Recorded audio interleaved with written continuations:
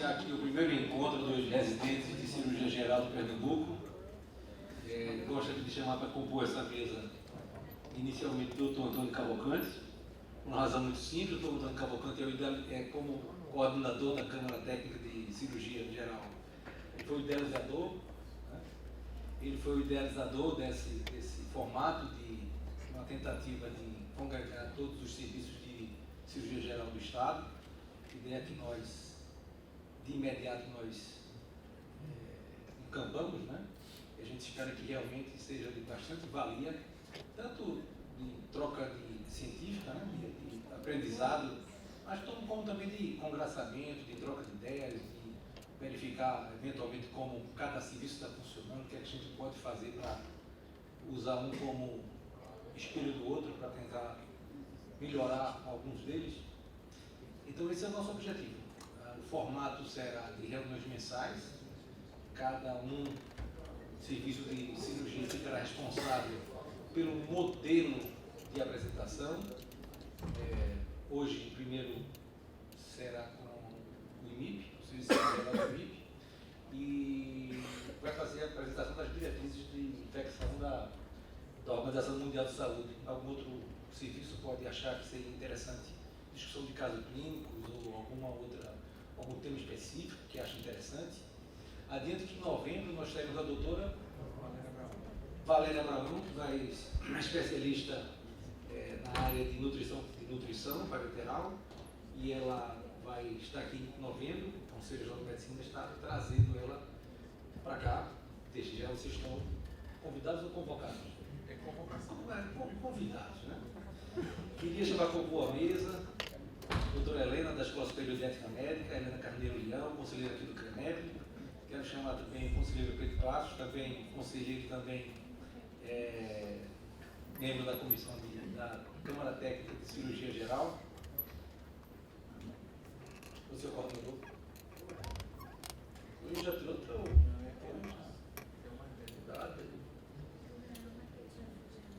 Eu gostaria, antes de a gente começar essa apresentação, trazer um assunto aqui de bastante interesse, mas na realidade é um informativo para todos vocês. Todos são residentes de cirurgia geral e todos têm conhecimento do que ocorreu no ano passado, no segundo semestre, com a resolução número 48 da Comissão Nacional de Residência Médica, que fez os 2 tipos de residência em cirurgia: a residência diária básica de 2 anos e a residência médica de cirurgia geral de 3 anos.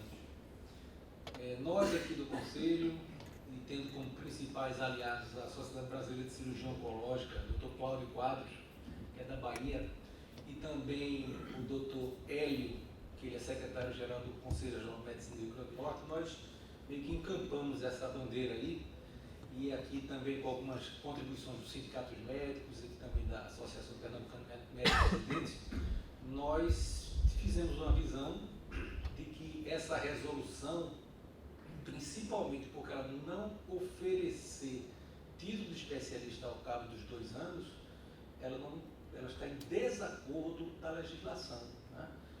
Existe a lei federal e resoluções do Conselho Federal de Medicina que toda residência tem que dar um título de especialista, né? Então, nós tivemos uma reunião na semana passada, semana atrasada, em Brasília, com o Dr. Mauro Brito, que é o presidente das Câmaras Técnicas do Conselho Federal de Medicina e vice-presidente, representante do CDC, dentro da Câmara Técnica de Cirurgia Geral do CFM, e nós fizemos uma proposta de que a residência de cirurgia geral deveria ser de 3 anos, para todos. Essa é a nossa proposta. E as escolas, as residências, especialidades que desse como pré-requisito 2 anos apenas, ou menos, sabe? O residente ele poderia cumprir só 2 anos, mas dessa maneira, por sua livre vontade, ele não teria o título de especialista, ficaria a cargo para cada um, mas que todas as residências, a residência de cirurgia geral, ela passaria para 3 anos. Essa é a nossa proposta. Ela vai ser levada para a Comissão Nacional de Residência Médica. É preciso que vocês também se mobilizem, né? Acho que vocês são os principais interessados nisso, junto com a PMR, para tentar verificar como está o andamento. A gente espera que realmente nós consigamos de avançar nesse sentido, valorizando cada vez mais a cirurgia geral. E essa valorização, ela parte por esse pontapé aqui, que apesar de ter sido uma convocação, né, uma presença obrigatória, mas a gente espera que isso valha realmente a pena, né? Eu não diria que isso aqui é uma extensão da residência de vocês, do programa teórico, científico de vocês, mas é uma contribuição que o Conselho Regional de Medicina tenta dar dentro de muitas ideias que a gente vem tendo, de tentar trazer para dentro do Conselho sociedades de especialidades. A gente já tem reuniões mais ou menos frequentes da pediatria, da hemato, de neurologia, de morcefálica. Nós temos vários eventos que a gente está tentando trazer para cá e aceitando também sugestões das diversas sociedades de especialidade que usem esse espaço aqui da melhor maneira possível, né? O Conselho tem uma verba que ele consegue destinar para isso, conseguimos trazer convidados, patrocinados por nós, e isso fica inteiramente à vontade, desde que esteja na nossa conta anual que a gente tem direito. A gente tem um orçamento e dentro desse orçamento a gente pode fazer isso da melhor maneira possível, sempre de acordo com as sociedades de especialidade. Doutora Helena, quer falar alguma coisa? A senhora como... Não, só falando que também no Conselho Deliberativo da NB, eu também sou presidente da Associação Médica daqui, de Pernambuco. Também levamos, no mês passado, para a reunião do Conselho Deliberativo, essa questão da residência de cirurgia. Foi um tumulto, inclusive a secretária Rosana Melo estava, ela fez uma palestra, inclusive, sobre a questão das escolas médicas.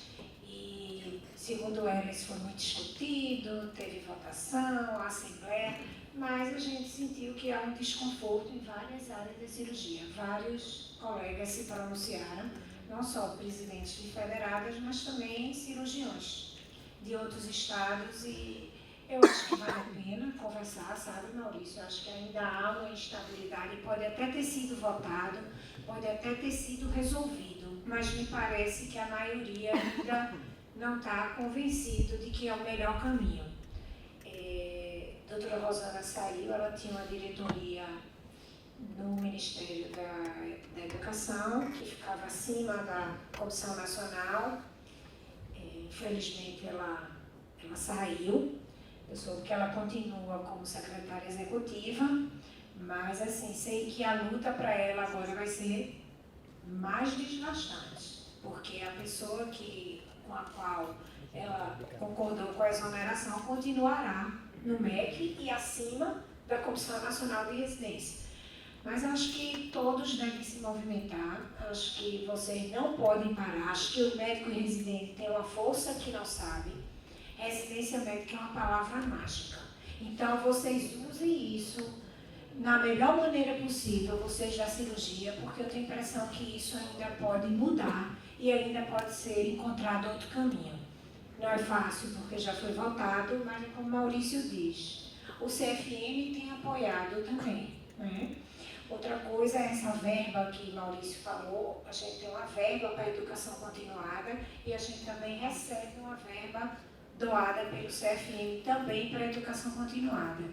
Então, nós queremos usar, ninguém quer guardar, nós queremos usar. E também, muitos dos nossos convidados, que se forem do próprio CFM, se forem das câmaras técnicas, o CFM também ajuda. Então, pensar nisso, né, de começar esse, eu acho que é um projeto piloto, mas eu sei que vai ser um sucesso, e dizer para vocês, se unam, porque os residentes têm uma força que não sabem. E só finalizando, ao término dessa reunião, como o professor Mauro Brito foi de que iria tentar avançar na proposta dos 3 anos, iria levar a próxima reunião da Comissão Nacional da Residência Médica, e ele colocou, não como condicionante, mas como uma preferência dele e de boa parte da Câmara Técnica em geral, é do acesso direto. Então, acho que as duas coisas iriam vir juntos. Os 3 anos, mas tentar algumas especialidades. Olha para cá, não cirurgia oncológica está fora. Está fora. Que tem particularidades, né? Mas algumas especialidades, talvez elas possam fazer acesso direto e escolher como vai fazer o treinamento de cirurgia de seus residentes. Bom, pessoal, Depois daqui, quem tiver alguma dúvida sobre isso, eu posso esclarecer, mas não queria tomar mais tempo. Quero passar a palavra aqui para o nosso anfitrião, né? O doutor Antônio Cavalcante, que vai fazer as honras aqui de conduzir os trabalhos, né? Doutor Pedro Passos. Fala, Pedro. Boa noite, pelos portadores. Começar com agradecer a presença de vocês. E eu estava com o Maurício em Brasília quando a gente foi o primeiro pontapé dessa discussão a respeito da residência de vocês, que a gente fez uma série de indagações e parece que a coisa vai ser conseguida reverter. Quem quiser sair com 2 anos da residência sai. Agora, o cara tem que fazer os 3 para ter o título de cirurgião geral. Se ele não quiser, a opção é dele. Se quiser sair com 2, ele sai. Mas a gente quer brigar para ter os 3 para todo mundo. Tá certo? E sejam bem-vindos. Doutor Antônio Cavalcante, com a palavra, condução dos trabalhos, parabéns pela sua iniciativa, né, e que a gente espera que somente dê bastante fruto, que seja a primeira de várias e várias reuniões, e que seja importante, né, para o crescimento de nossas residências. Pessoal, boa noite. Na verdade, Maurício fala que eu sou anfitrião e inventor disso tudo, mas não sou não. Essa ideia antiga, quando a gente foi na chapa do CB6, temos 10 anos, não é isso? A gente já tinha pensado nisso, mas nunca conseguiu vingar, né? Nunca conseguiu fazer que ocorresse. E na verdade, desta vez, que me fez acreditar que ia ocorrer, foi quando a gente marcou a reunião aqui no CREMEP e tinha aqui, numa noite de quarta-feira, igual como essa, a gente estava com 10 coordenadores de programa numa reunião. Isso foi quando eu vi que a coisa realmente iria acontecer. Sem a ajuda dos 10, eu acho que a gente não ia chegar nesse momento que a gente está aqui hoje. Então, acho que o fato dos 10 estarem todos juntos e imbuídos de fazer com que isso acontecesse, acho que é o ponto principal. O resto é consequência para vocês, é usufruir, é o que a gente quer que aconteça. Eu só vou adiantar uma coisinha aqui. A atividade da gente hoje vai ser composta de 2 partes. Uma interativa. Vai precisar que todo mundo pegue o seu celular e já que se conecte na rede do CREMEP. Ou usar o seu pacote, se você queira. Mas era bom que todo mundo já fosse fazendo isso, porque a primeira parte, como é interativa, Catarina e Felipe vão aqui explicar como é que isso vai funcionar. Quando a gente acabar essa primeira parte interativa, que vai usar o celular, a gente vai voltar do tema. Na verdade, a parte interativa vai meio que testar vocês um pouco, vai poder chamar um pouco a atenção às dúvidas, e depois a gente volta e vai comentar um pouquinho do que foi feito na parte interativa. Deixa eu chamar o menino aqui agora. Para aqueles que quiserem conectar a rede do CREMEP, né, a senha é bem fácilzinho. Exclamação OCX. Já tá aí? Pode botar. Cadê ela? Tá no visitante primeiro. É a senha já. A senha já é essa aqui? Ah, é? Não, pô, mas não é obrigado toda a rede, né? Isso é só para ter internet, não é obrigado a ter um Wi-Fi, não. Ei,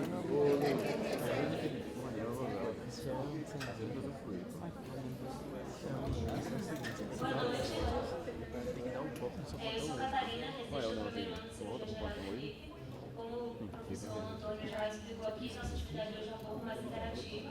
Eu vou só explicar rapidinho como é que faz para participar do jogo, da atividade, e depois os meninos, os animais vão assumir. Então, as 2 instruções de como participar, se todo mundo já estiver conectado no Wi-Fi. Ele pode acessar de 2 maneiras, ou você pode baixar o aplicativo do jogo, que eu vou falar aqui pelo Apple Store mesmo, ou você pode usar a internet. Então pode abrir uma página da internet mesmo no celular e colocar esse link aí, o kahoot.it. Esse que aparece aqui. Esse aqui. Dá um minutinho para vocês entrarem.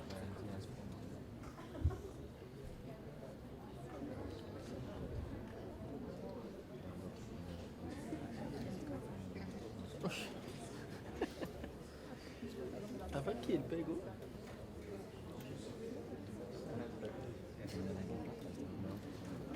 Não, deixa lá.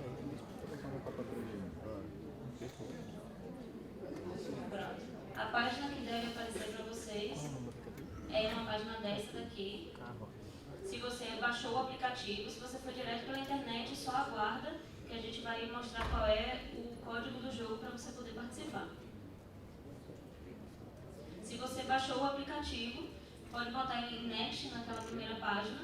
Aqui vai aparecer quais são as opções que você pode escolher para participar do jogo. A melhor opção para escolher é como se fosse For Work. Tem que dar o golpe no botão. Tem que dar o golpe no botão.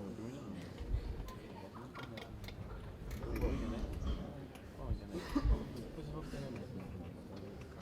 Está demorando.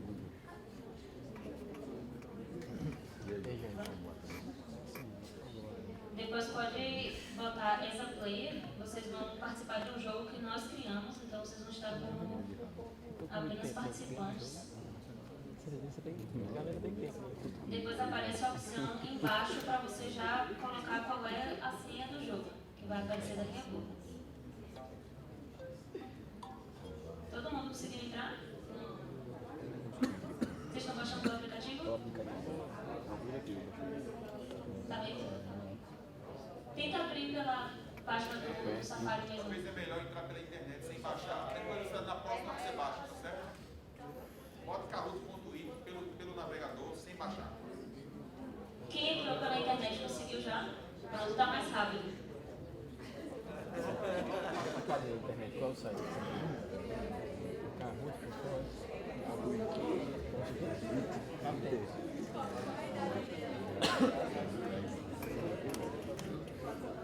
Vai aparecer. Vou cancelar essa outra.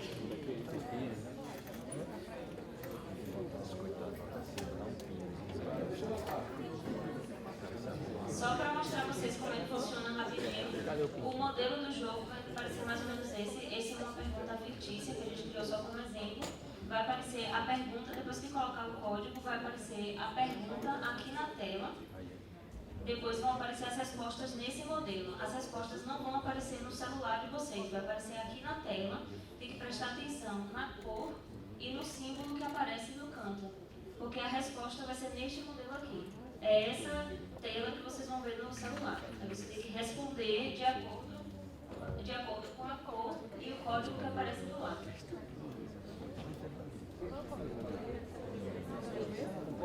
Vai aparecer.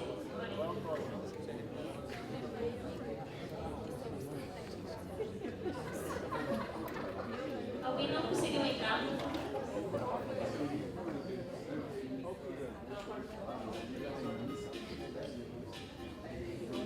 Tentem botar um nome que seja o seu próprio, sem ser apelido, que a gente vai ter uma análise estatística de resultado. E quem não conseguir tiver sem o celular, você pode botar dupla, botar dois nomes na mesma entrada, tá certo? Meu nickname vai ser lá, aluno, né?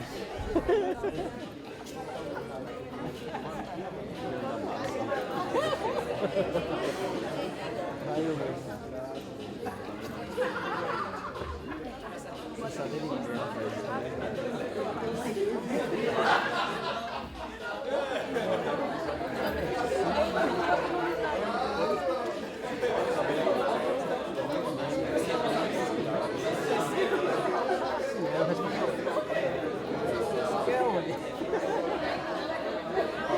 Luiz, tu botasse o que, Luiz? Não, acho que é isso mesmo, vou esperar agora. Ela vai vir do outro lado. Ela vai babar do outro lado.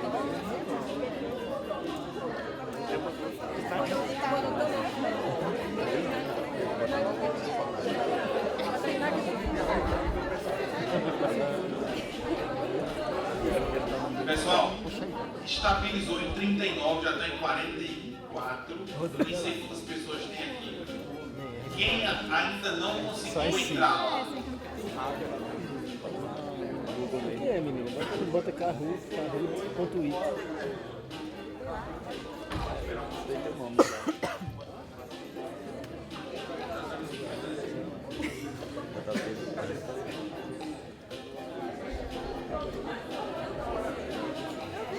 Ô, Luiz, tem que cortar o cabelo, velho. Muito grande. A cortada do ano.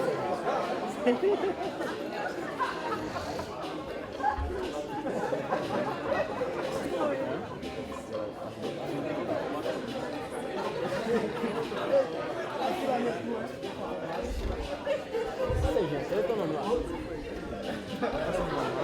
Tá, olha lá o meu lá embaixo. Cara, já é um... Pessoal, vamos começar? Podemos? Ó, silêncio agora, vamos focar, porque cada pergunta vai ser 30 segundos. Então você tem que ler, escolher e bater. Ver as cores. Podemos começar? Então, bora lá.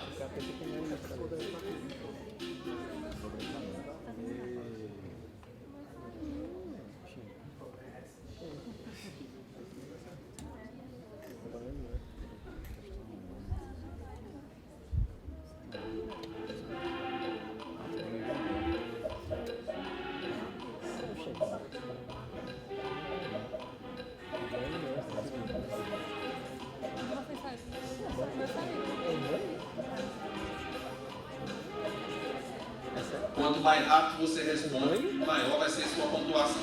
Quem que falou em particular ainda? São do Otávio de Freitas.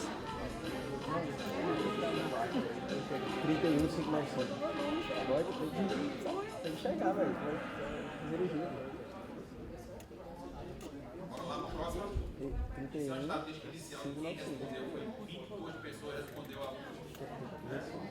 Vamos lá.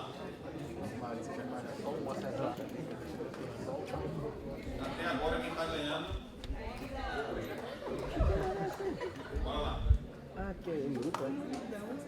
Ui, representatividade O que é isso aí? É em grupo? São os grupos? Não, vai ver só. Sim, como é que é aqui? Não passa não? Não tá passando não, pô. Fica o meu aqui, ó. Participar com você. O seu travou, foi? Eu travou, porra. Oxe, o meu tá aí, né?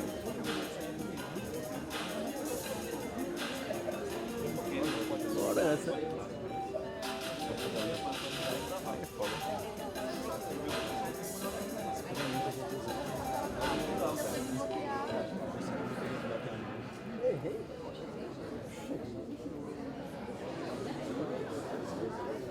Foda, pô. Foi 2 horas antes? Mudou completamente. Eu tô feio, acertou. Travou. Que merda, velho. Eu tô com essa. 2 horas antes, sempre, muitas vezes, dá meia.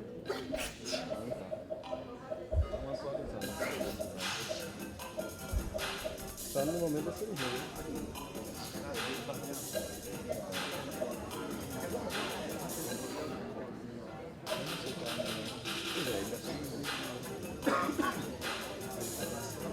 Não, nunca. Eu achei que tá falando de tricotomia antes da cirurgia, paciente, né? É, no máximo. Não, aí também. Caralho, eu tô errando tudo, velho. Tu tá pegando, pô? Pode? Pode não? Talvez se você usar a sua internet. Mesmo na nossa também, tá ruim. O meu deu, pode continuar. Vou dar pelo aplicativo. Não tá acertando não. Bora.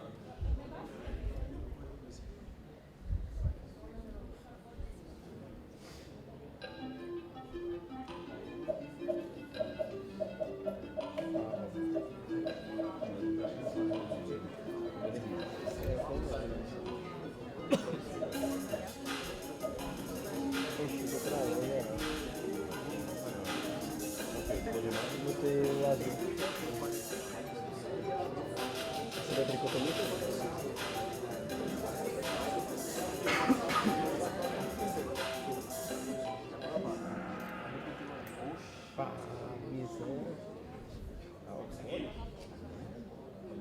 Meu irmão, eu vou ter que fazer clínica médica. Não tô acertando nada essa porra. Também me erre mais na uma. Não ensina nada pro cara. É o alcoólico. Selante com o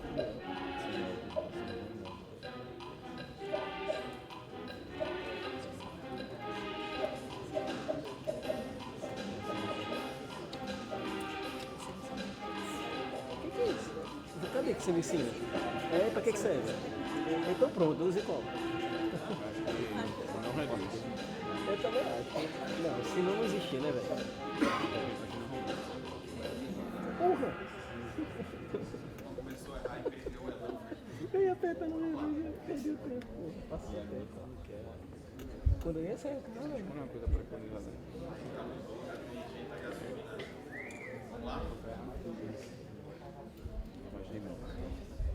Beleza, vamos lá. Escova obrigatório, sabão, 5 minutos, mínimo 5 minutos. Tem certeza. É isso aí mesmo. Tempo, na verdade. Aí entra um Só entra o cirurgia, tempo, é. entra um cirurgia e outra pra você pra isso. Agora a primeira, Você quer questionar, você quer tá esfregada? da escova, cara. É o mínimo 5 minutos. Quebrou aqui de novo, não sei. Vai descarregar meu. Ah, olha isso aí.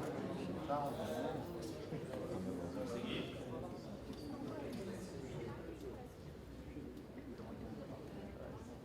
Imunomodulação pré-operatória.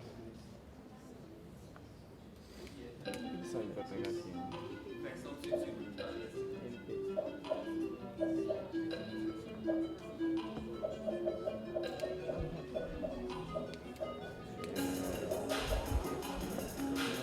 Verdinho, velho.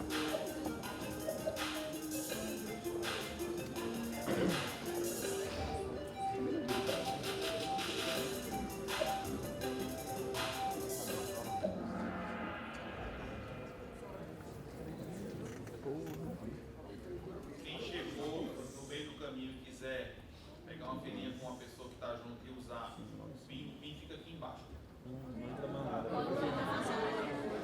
Foi no peito, mas não. Então vamos lá.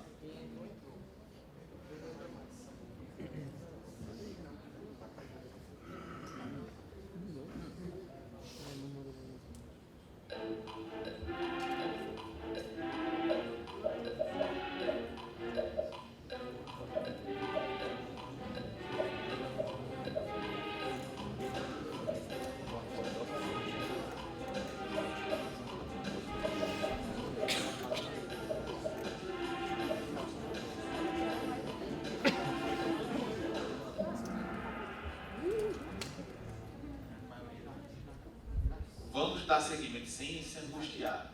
Na verdade, só para dar alguém estar no meio do caminho, essas são as perguntas endereçadas ao Comitê da Organização da Saúde. E a gente vai, quando acabar isso aqui, a gente vai voltar e passar por elas de uma maneira mais explicada, baseada em evidência. Mas vamos seguir.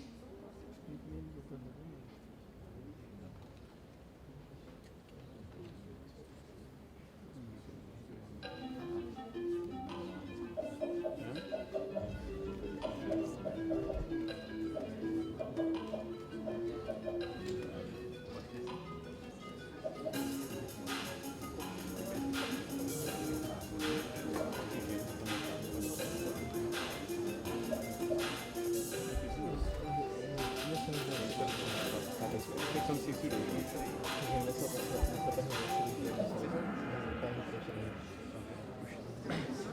80% aqui dos 6 horas. Quando até o segundo, ainda tem, né?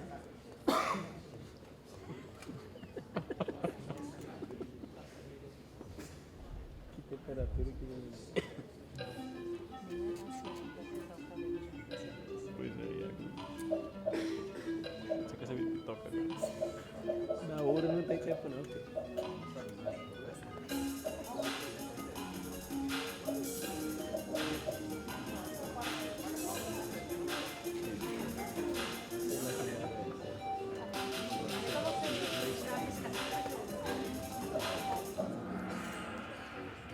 Finalmente tem uma, né?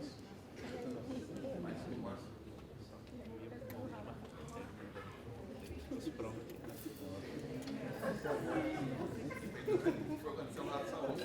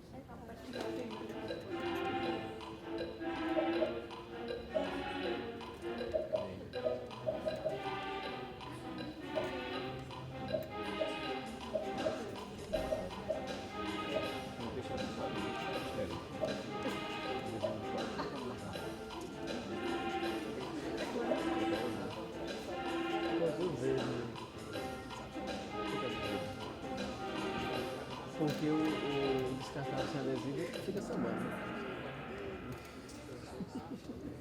Mas o descartável não é esterilizado, não? É esterilizado. Mas eu não sei pra que esse adesivo. Descartável. Ele não vem com adesivo?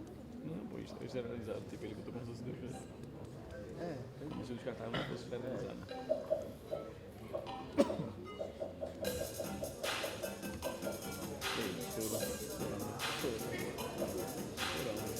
Tem no atarão, né?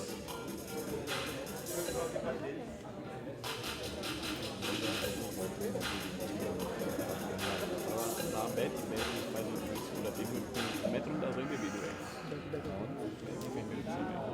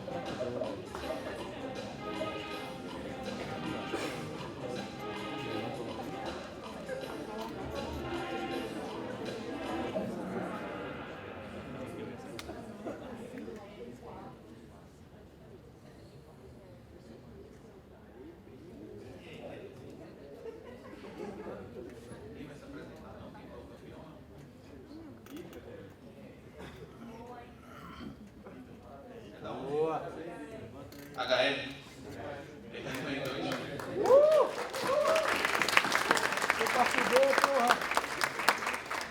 O aluno tivesse conseguido, tem sido tá bom, né, velho?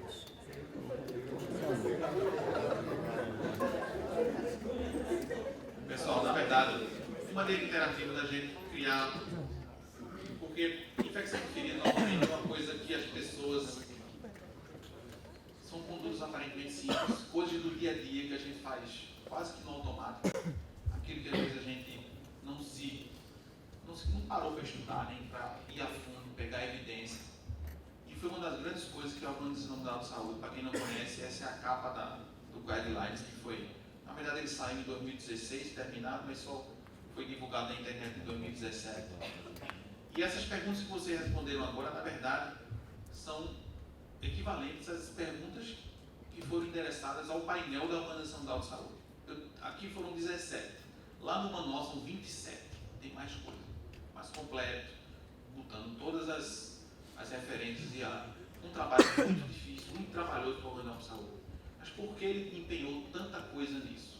Dois dados, 12% hoje das cirurgias vai ter algum grau de infecção, mais grave, menos grave, isso aí botando no escopo geral de todas as especialidades, em média, pode chegar até isso.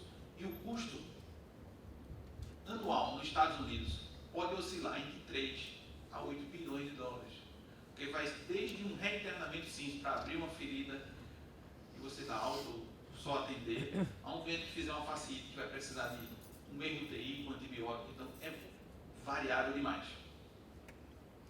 Para quem não conhece, foi um trabalho muito árduo da Organização Mundial de Saúde para chegar nesse ponto. foi um painel só de especialistas, foram interessadas em 27 perguntas, todo mundo respondia, ele só soltava aquilo que ele tinha certeza que tinha um nível de evidência forte. E foram essas perguntas, parte que vocês responderam. Então, se você acessar lá, logo nas primeiras páginas do guideline, vai ter uma tabela igual a essa. E ela vai ter as 27 perguntas, que foi o que vocês acabaram vendo agora. Né? Tempo de antibiótico, preparo de colo, tricotomia, preparo do sítio cirúrgico. Então, as 27 perguntas estão lá endereçadas, sempre assim, ó, com a recomendação, o poder e a qualidade da evidência. Isso vai estar lá no manual. E a partir de agora, eu e Arthur, a gente se dividiu. A gente vai pegar as 17 perguntas que a gente fez aqui no Kahoot e vai falar um pouquinho de cada uma para reforçar qual é a resposta que a Organização Mundial de Saúde preconiza que a gente deve seguir. Teve umas que a gente viu que deu uma balançada, porque na nossa prática, a maioria acaba fazendo uma coisa que está um pouquinho, pode ser melhorada. Então a gente está aqui hoje para tentar conhecer melhor o guidelines, fazer com que ele seja bem aplicado. A gente vai muito num conhecimento que está cada dia mudando. E o guideline é relativamente recente e ele já teve uma pequena atualização. Então, se você ficar lá no site da Organização de Saúde, ele teve uma pequena atualização e a partir de agora a gente vai seguir. Aí Arthur vai começar com a primeira metade e eu no final eu pego termino.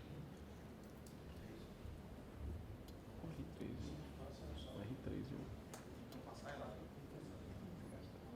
Boa noite. Meu nome é Arthur, sou da Civil do Pai Digestivo lá do MI e vou dar uma revisada aqui nas evidências acerca das respostas que a OMS elaborou. Com relação ao banho pré-operatório, a OMS considera que é boa prática clínica que os pacientes realizem o banho anteriormente à cirurgia, mas não existe nenhum nível de evidência razoável que recomende que se faça algum sabonete específico. Certo? Lembrando que a gente pode achar isso meio estranho, porque a realidade do nosso doente às vezes não tem uma higiene tão boa, mas o que ele está comparando não é banho sem banho, é o banho com antimicrobiano, com sabonete antimicrobiano e com sabonete comum. Então, ele coloca que a força da recomendação tem força condicional e tem uma qualidade de evidência moderada. A qualidade metodológica dos estudos é muito questionável, porque não existe uma boa comparabilidade entre os tipos de sabonete, as concentrações, os tipos de cirurgia, tem muita coisa de artroplastia de quadril misturado com cirurgia vascular, misturado com cirurgia geral, coloretal. E não se chega a uma conclusão do benefício ou malefício. Existem 3 estudos observacionais que sugerem algum benefício em sabão antimicrobiano, mas os próprios autores eles questionam acerca da aderência e com relação ao custo. Existe apenas um estudo avaliando o custo-efetividade. Os poucos estudos que encontram alguma vantagem, ela é muito, muito, muito pequena, coisa de 1%. E a maioria dos trabalhos randomizados controlados acerca do estudo desse tema não preenche os critérios da OMS. A OMS ela fez meta-análises acerca de cada um desses assuntos e nenhum desses trabalhos acerca desse tema preencheu os critérios. E somando todos esses 7 trabalhos randomizados controlados, somou 17 mil pacientes e o intervalo de confiança toca a unidade, sem significância estatística, mostra que não há. Existe um respondedor das perguntas da OMS que ele achou que não deve ser feito considerando os custos e o risco potencial de anafilaxia, certo? Isso foi apenas um respondedor. E eu trouxe aqui para ilustrar um trabalho antigo, bem antigo, da década de 80, de um hospital inglês, que a OMS elenca em suas referências. Cada uma das respostas ele coloca um sumário de evidência e toda a meta-análise, o cálculo, a metodologia, etc., o que foi incluído, o que não foi incluído, mostrando a comparação entre colexina de detergente e sabão comum em 60 semanas, 3 hospitais, 5 mil pacientes, e a diferença foi de 0,5% a favor do sabão comum. Bom, e ele elenca várias instituições aí ao redor do mundo, o NICE inglês, o SHA dos Estados Unidos, o serviço escocês, que a maioria deles coloca como ou não resolvido ou não recomenda. Com relação ao momento ideal para a profilaxia, ele coloca que o ideal é que seja anteriormente a incisão da pele e quando houver indicação. O guideline ele não versa sobre quando há ou quando não há indicação, certo? Ele não vai revisar a literatura acerca disso, o que é cirurgia contaminada, o que não é, ele uma explanação, porque ele vai fazer referência a esse tipo de conhecimento, mas ele não revisa tudo isso. E ele coloca que é uma recomendação forte que deve ser feita anteriormente à incisão, porque posteriormente à incisão você tem evidência sólida de grande quantidade que você perde o benefício da antibiótico profilaxia. O tempo ideal deverá ser de 120 minutos antes da incisão e considerando a meia-vida da droga que você está usando. Né? Uma recomendação forte, com evidência moderada. A concentração deve ser alta, tanto na incisão quanto no fechamento. Então ele chama a atenção para aquela questão do repeat depois da meia-vida, ou em caso de sangramento importante. E a vantagem, claro, se você comparar menos de 120 minutos com mais de 120 minutos. Por isso que a resposta da questão é lá 2 horas, muita gente colocou 1 hora. E comparativamente 120 minutos com 60, ou 60 com 30, ou 30 com nada, ou com imediatamente uma hora de incisão, não há grandes diferenças. A observação é que com relação às quinolonas e a vancomicina, elas são os únicos classes de antibióticos que você administra 2 horas antes da incisão tem algum benefício por questão da cinética deles, né? Sobretudo nas cirurgias da urologia e da cardíaca, que eles fazem muito uso desses antimicrobianos. Ele elencou 3 estudos observacionais e nenhum trabalho randomizado controlado, com 53 mil pacientes, chegou a esta conclusão. Aqui também ilustrando um trabalho publicado em 2009, da Annals of Surgery, certo? E aqui ele coloca que um dado de uma colaboração multicêntrica coloca que deve ser próximo de 30 minutos da incisão e que não tem grande diferença entre 30 e 60 minutos. Com relação ao preparo de colo, a gente não colocou nas perguntas, que é um tema bem polêmico e é um dos temas muito pendulares na medicina e tem mudado, mas a OMS ela recomenda que os antibióticos orais combinados com o preparo mecânico de colo devem ser usados para reduzir infecção do sítio cirúrgico. A finalidade que ele olhou foi infecção do sítio cirúrgico. Ele colocou como uma recomendação condicional a evidência moderada.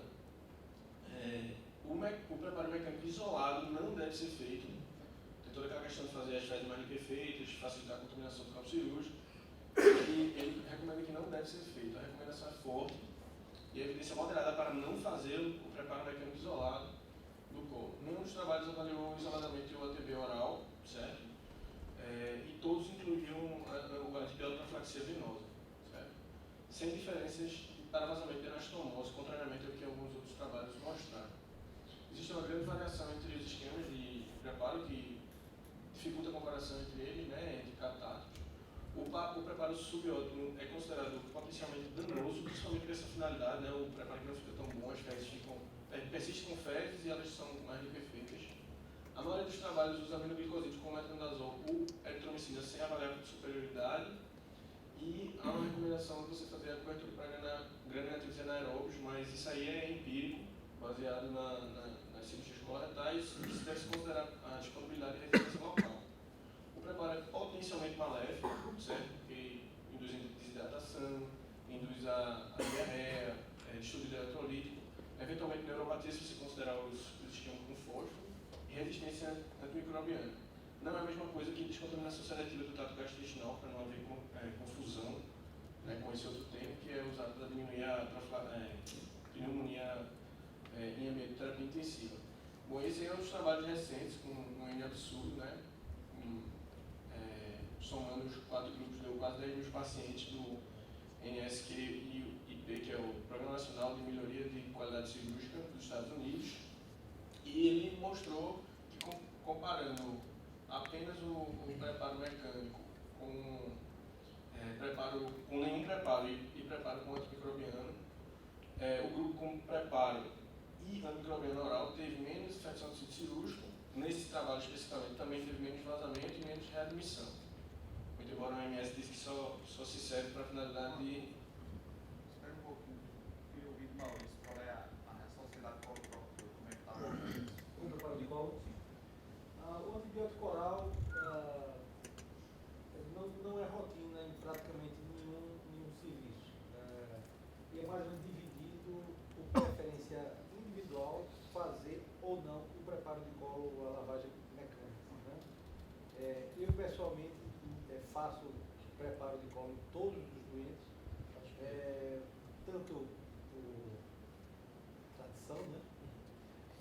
possivelmente como a maior parte das cirurgias minhas são laparoscópicas, eu acho complicado. O direito você não lava, não. Eu vou explicar. Eu não lavava direito e lavava o esquerdo. O peso das fezes ela atrapalha bastante a cirurgia laparoscópica. Eu não preparava colo direito. Voltei a preparar porque nós passamos a fazer anastomose intracorpórea e aquele cocôzinho lá sai o tempo todo na mão da pinça me angustia. Não é maconha. Então eu passei, eu sou professor, mas não gosto de cocô. Então eu passei a preparar, voltei a preparar o colo direito também. Mas sabemos que não existe nenhuma diferença com relação à infecção, o fato de preparar ou não preparar. Ruim é preparar mal. E isso é o pior, né? Ou você prepara bem ou não prepara. Aquele preparo inadequado, com fezes líquidas, esses talvez sejam, não deva ser evitado. Né? Então o preparo que vai fazer, na minha opinião, tem que ser ótimo.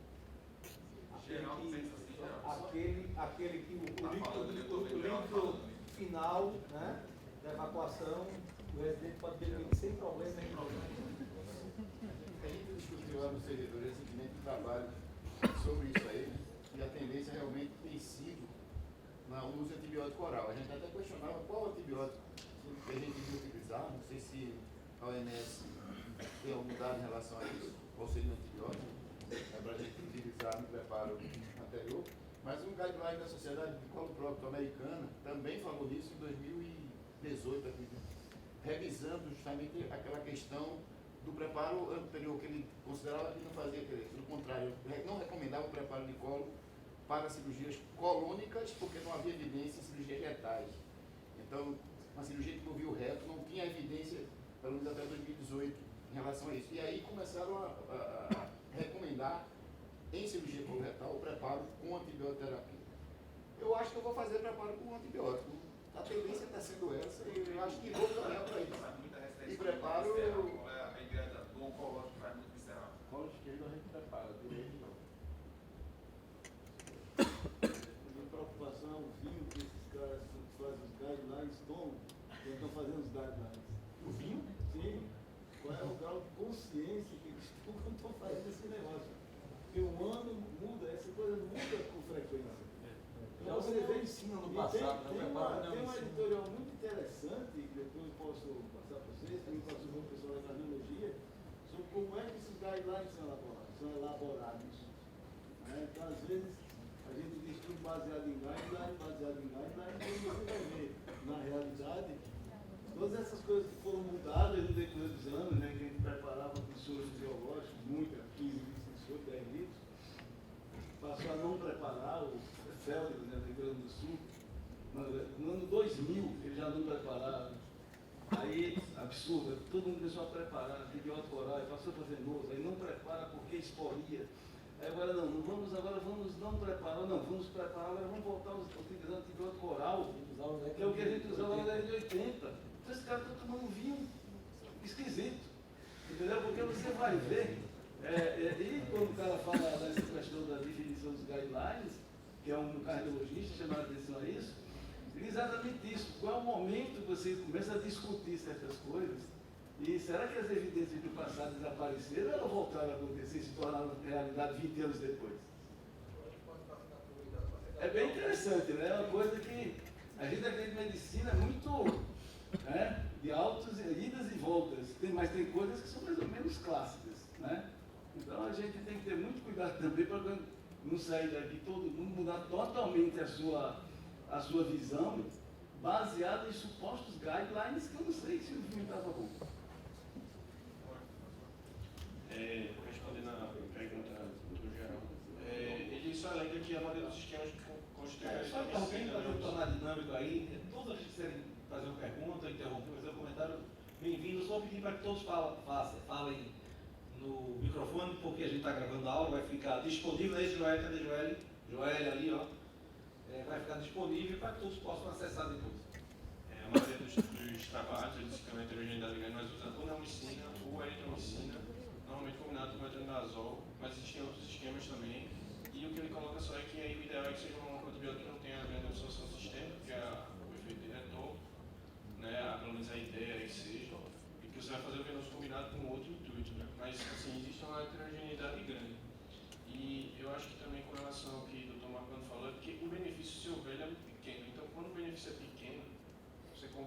assim, a mudança de 3 para 4%, ou 5 para 6%, é sempre muito difícil ser provável, por isso que tem esse movimento de pendulagem, que provavelmente, se houver o benefício, não é alguma coisa muito grande, nesse intuito específico de profilaxia de cirurgia, por isso que é importante... É infecção de ferida, a gente não está falando de vazamento, não está falando de mortalidade, tem mortalidade. Por isso que é importante, como o doutor Antônio falou, né, que a gente acumule hábitos, porque talvez uma ou outra coisa tenha um impacto pequeno, mas se você somar todos os seus comportamentos e condutas, talvez tenha um impacto maior na frente.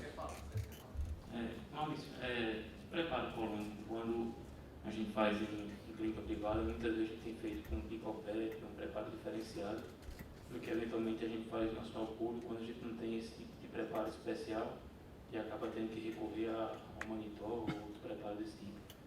Na experiência laparoscópica, tu tem percebido diferença técnica de abordagem, quando você tem uma distensão colônica maior e isso tem levado a não preparar o colo em alguma situação? Tirando, claro, os casos sem confusão intestinal, por exemplo, e a gente não faz preparo. Com relação ao preparo, para a cirurgia aberta, eu estou usando manitol, tanto na clínica privada como no público. E tanto no privado como no público eu ainda uso fosfedema, por via oral, diluído, de preferência. A vez que eu usei o Picoprep, acho que umas 2 vezes, eu não gostei do preparo.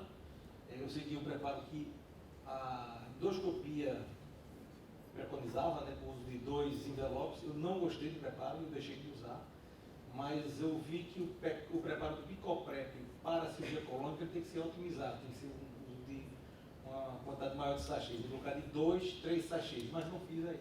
Sabe o custo, não? Eu não sei se é Não é caro não, tudo isso. Eu acho que eles estão fazendo 2 na véspera, na noite anterior, e 2 no mesmo dia. E 1 no mesmo dia, 1 ou 2 no mesmo dia.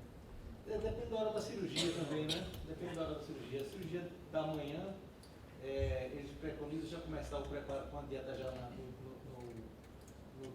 antivéspera, já com a dieta, fazer o Picoprep já na antivéspera à noite, fazer 2 no outro dia, acho que foi isso que eu vi. Nada assim oficial, acho que eu vi uma discussão de algum fórum de cirurgia, não sei exatamente, e que alguém usava dessa maneira e estava usando bem para a cirurgia assim. Mas o preparo, eu acho até esquisito, porque limpa bem o colo, né, e não limpa tão adequadamente para a cirurgia. Mas a experiência que eu tive não foi boa com o Picoprep. O monitor, em alguma ocasião, na abordagem laparoscópica, você tem dificuldade para a distensão colônica? Dificilmente eu uso o manitol. Dificilmente. Usamos recentemente por conta de falta do produto, do fosfedema que passou um tempo sem achar, mas eu não vi muita diferença não, nesse caso isolado não. Mas eu acho que 10 pacientes, de 100 pacientes, acho que 95 faz fosfedema, inclusive não dando muito valor para a idade não, né, Marconi? A gente mesmo em doente mais idoso, a gente está usando o fosfedema. E até agora não teve nenhuma assim, complicação grave com relação ao uso dele, não. Em relação ao manitol, estava comentando com o Joca aqui, que eu deixei de fazer manitol na véspera da cirurgia. Eu estou fazendo na antevéspera da cirurgia. O manitol, porque já tive o dissabor de entrar numa cirurgia para fazer uma vídeo e o colo está todo distendido. Então, realmente, manitol na véspera, você corre o risco de quando chegar na cirurgia de encontrar uma distensão importante para. E fosfenema, não sei, o HC não tem facilidade, né? Não tem sido, a gente não tem usado, principalmente em velho a gente não usa.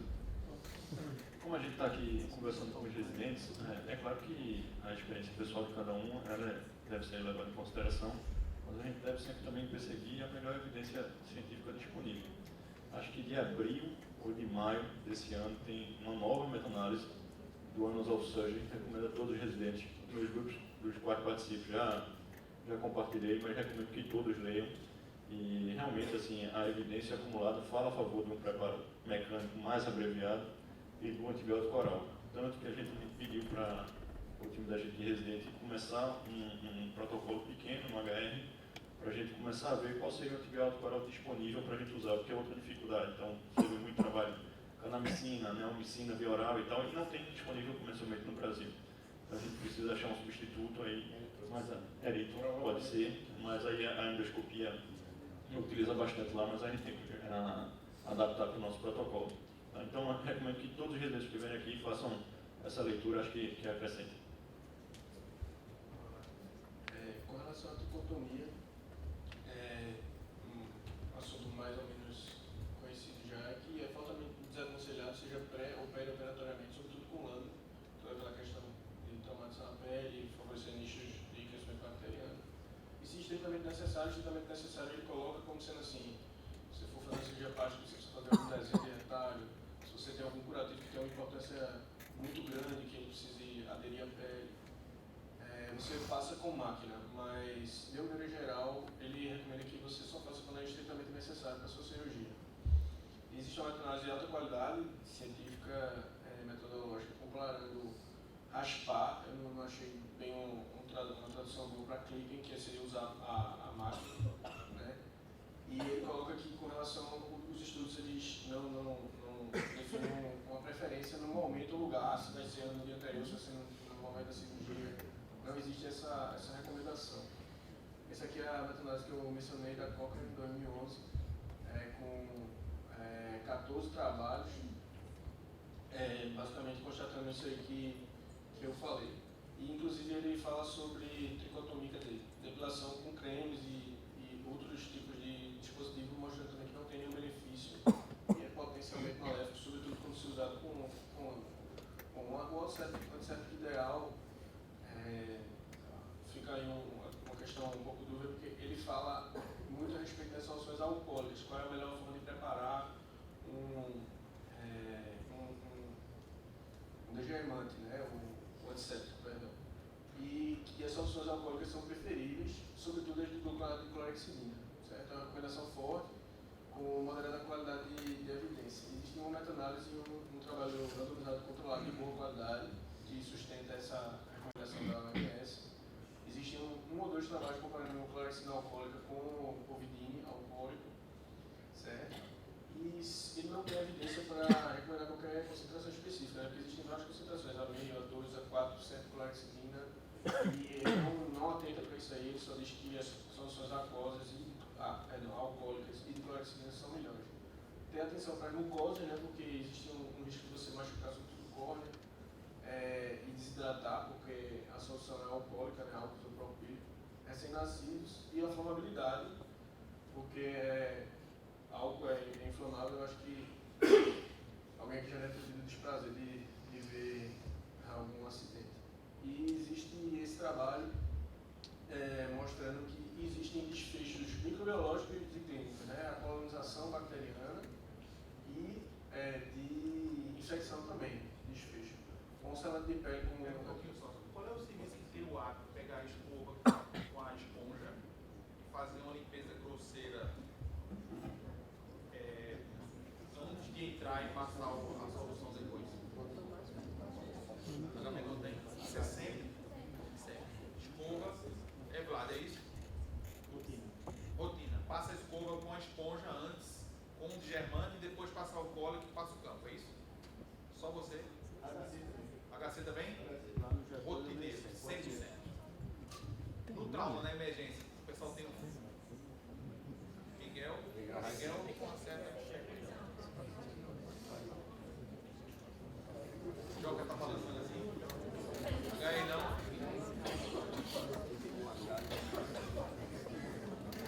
A gente acredita, a gente passar a escova, né? Dá aquela sensação. Acho que a sensação é que você está obrigando durante a tomar banho, né? Porque muitas vezes a gente tira sujidades macroscópicas do paciente.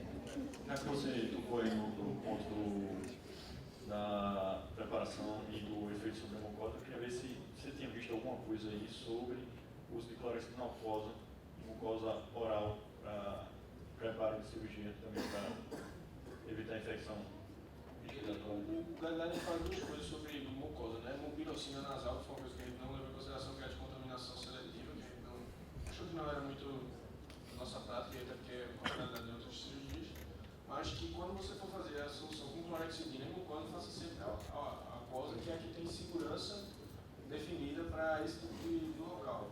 Agora, para assim, uma cirurgia cujo campo não é a boca, fazer clorexidina aquosa, assim, não sei, não li, não sei dizer. Mas ele diz que a clorexidina, a preparação ideal para fazer em mucosa é a clorexidina aquosa. Faz uma passagem de passagem de sonda vesical, né? A gente usa a aquosa, porque a aquosa a gente sempre usa assim. Existe eu fui na cirurgia lá do Rio também, a pessoa da carne também tem esse ato, alguns eles têm esse ato, porque existem alguns trabalhos, porque a questão da genitália feminina, boa parte ser mucosa exposta, tem a preferência pela solução com clorexidina aquosa, e eu acho que tem um trabalho ou outro em relação à sondagem vesical que favorece o uso dela especificamente nesse cenário. Bom, o selante de pele com antimicrobiano é uma coisa que pra gente que é mais nova, pelo menos eu nunca vi usar na prática, né? Já vi vídeo no YouTube, eu nunca vi efetivamente usar. Mas são filmes de cianoacrilato que eles aderem à pele e perpetuam a ação antimicrobiana de um antisséptico, né? Então ele coloca que os selantes antimicrobianos não devem ser usados, é uma força condicional, essa é uma recomendação com qualidade muito baixa dos trabalhos. Ele coloca que não tem benefício ou malefício e que eles são capacidade de reduzir a quantidade e a quantidade da flora, ou seja, um desfecho microbiológico, mas não tem nenhum efeito sobre infecção de ciclo cirúrgico. Essa daqui é uma das análise também da própria de teste. Acho que é um assunto que não está meio um pouco encerrado já e que define que não tem nenhuma vantagem. Com a lavagem das mãos, Vou interromper, a gente usa muito pouco, né? Todo mundo usa pouco, mas só uma indicação que eu acho válida é quando tem colostomia. Eu acho bom, não tem nenhuma evidência. Mas quando tem uma colostomia, eu protejo e coloco, quando eu disponho, eu coloco o selante por cima. Dá a impressão que ele deve dar uma proteção a mais, porque geralmente a gente usa uma compressa, uma gase, a gente amarra o próprio campo, mas tendo disponível, eu gosto de usar nessa circunstância. Eu gosto de estar pronto no campo. Também. Eu gosto de bem fechadinho, com um passo utilidade. Mas quando disponível, eu acho bom. Não sei se isso muda alguma coisa, mas e fica bonito no campo. Com certeza o preço vai baixar. Bom, com relação à lavagem das mãos do pré-operatório, né, imediatamente antes de entrar no campo cirúrgico, deve ser feito com sabão microbiano e água, ou usando uma escova com solução alcoólica. Certo? É uma recomendação forte, com moderada evidência, que todas as opções parecem igualmente eficientes. Né? Soluções alcoólicas contra a povidina, contra a clorexidina de germante, contra sabão comum. Tem um trabalho especificamente falando sobre sabão comum, que coloca que existe equivalência quando você mede o desfecho de infecção do sítio cirúrgico. Mas se você for medir algum desfecho microbiológico, as soluções alcoólicas, mesmo que na preparação do campo, elas têm vantagem, né? Se você for fazer cultura, suave, essa coisa toda, elas têm um poder de desinfecção maior, mas de desfecho clínico, de diminuir a infecção, não. O produto com ação residual é preferível, conforme o conselho lá da OMS achou, né? Que são basicamente as soluções com clorexidina. Ele coloca, não vou me ater isso aqui, mas ele coloca o manual deles de lavagem das mãos pré-cirúrgica, né? Enfatizo que a clorexidina tem uma ação tempo dependente, então o ideal é que você cubra toda a área de maneira rápida, não fazer aquela escolação tão progressiva como antigamente se fazia. Ele coloca 5 segundos entre as áreas de maneira geral e ele recomenda 2 a 5 minutos, mas diz que isso não é baseado em nenhum tipo de evidência, é basicamente porque o manufaturador, o fabricante da escova é o que ele recomenda. Certo? Com relação ao suporte nutricional, ele diz que deve ser realizado suporte nutricional pré-operatório ou oral ou lateral com formas especiais para a prevenção de infecção do sítio cirúrgico em pacientes com risco nutricional e em cirurgias de grande porte. A recomendação condicional é evidência muito baixa. Risco nutricional você tem várias formas de avaliar, vários scores, né? E cirurgia de grande porte também tem uma definição ampla e nutrição também tem uma definição muito ampla. Então, assim, por isso que ele coloca que a recomendação é tão condicional e a evidência é tão baixa. E fórmulas especiais, o que ele quer dizer é uma combinação com arginina, glutamina, ômega 3, algum ácido graxo polissaturado aí, que é um efeito imunológico sabido do ponto de vista prático. Foram excluídos os estudos acerca de nutrição parenteral, né, porque ninguém vai indicar nutrição parenteral especificamente com o intuito de prevenir infecção cirúrgica. E pacientes abaixo do peso submetidos a cirurgião oncológicas e cardíacas parecem ser o grupo que tem a maior vantagem. Certo? Existe uma grande heterogeneidade de formas, escolhas e cirurgias. Eu já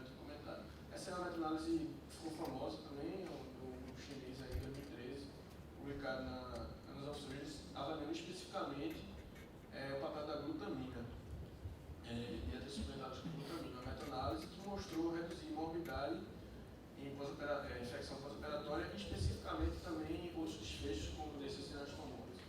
Em relação aos serviços, quem é que consegue rotineiramente internar o doente para fazer imunonutrição pré-operatória dos 7 a 10 dias para uma cirurgia de grande porte?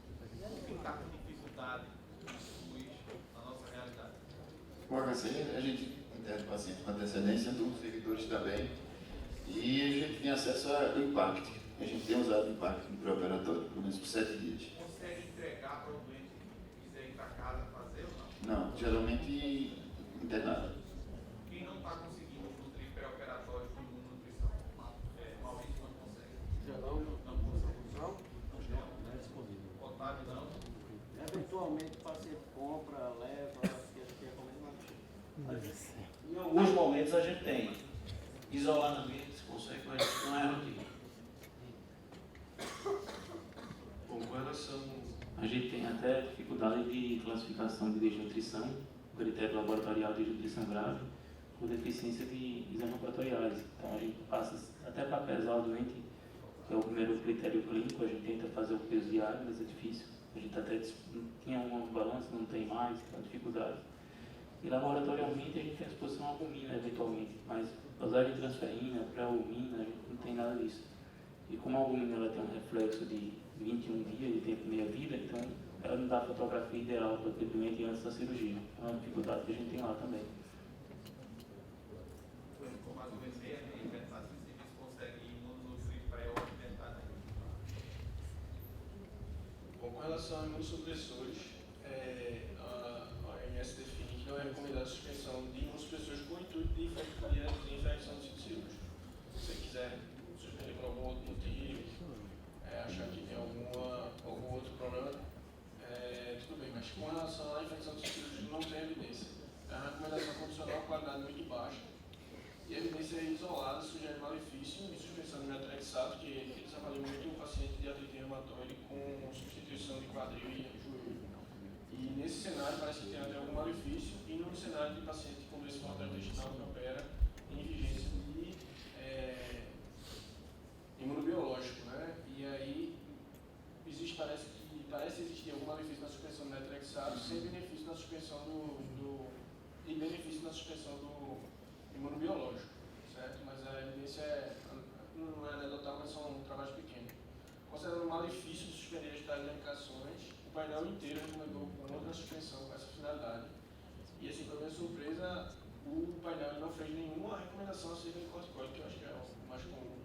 Ele diz que não tem evidência suficiente e que normalmente o paciente tem um motivo muito importante para fazer o uso de corticoide. Aqui é um desses trabalhos que fala desse cenário especificamente, paciente fazendo uso de metrexato, vão fazer cirurgia ortopédica. Maurício Pioch recebe muita doença inflamatória intestinal. Como é que está a sua conduta em relação à imunossupressão? Você tem hoje eu vejo assim, eu acho que você já deve estar recebendo isso, uma transição. Então, deixando de tomar corticoide, estão começando a ter um pouco mais acesso a anticorpo monoclonal. Bom, o anticorpo, a gente, dependendo de qual for, a gente precisa ter pelo menos 30 dias, mais ou menos, 3 a 4 semanas de suspensão, né? Que é exatamente você deixa de fazer a última dose. Infliximab, você recebe mais. Infliximab. Com relação ao corticoide, a gente tenta deixar na menor dose possível, mas, evidentemente, a gente pensa em infecção, apesar de não ter essa evidência, mas especialmente com o risco das nossas anastomoses, né? Então a gente procura deixar o doente com o mínimo de corticoide, de uso de dose de corticoide possível, né?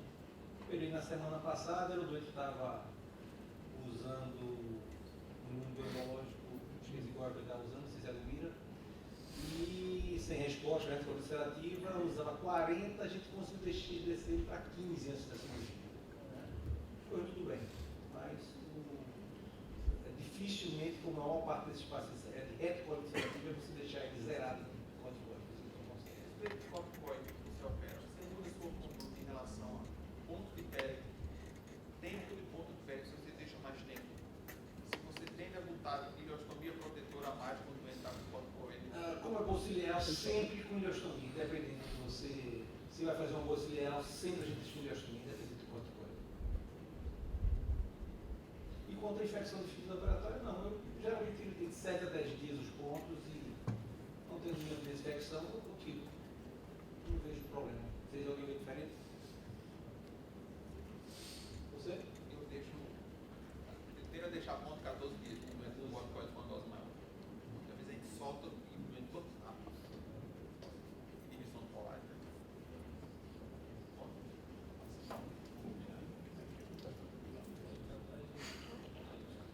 Então vamos dar continuidade. E eu vi que essa resposta muita gente errou, né? Isso é uma coisa que é um detalhe, parece um detalhe, mas é uma coisa importante, que é fazer O2. A Organização Mundial da Saúde soltou isso aí como um nível de evidência forte, uma recomendação forte. É que o doente, quando for sob anestesia geral, manter uma oxigenação de 80% durante a cirurgia.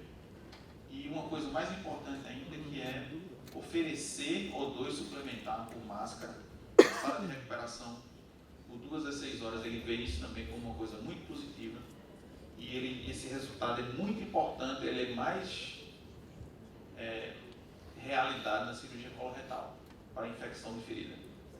E ele comenta sobre os possíveis efeitos adversos do O2 nesse tempo e não foi encontrado nada que justifique não fazê-lo. Então, O2 alto durante o intraoperatório com manutenção de O2 suplementar na sala de recuperação diminui a infecção do sítio cirúrgico. Quem tem rotineiramente fica assim olhando para isso e atento e pedindo para que o doente fique. Normalmente a gente não liga muito, né? Vai o doente PSR, mas é uma coisa importante. Vamos lá.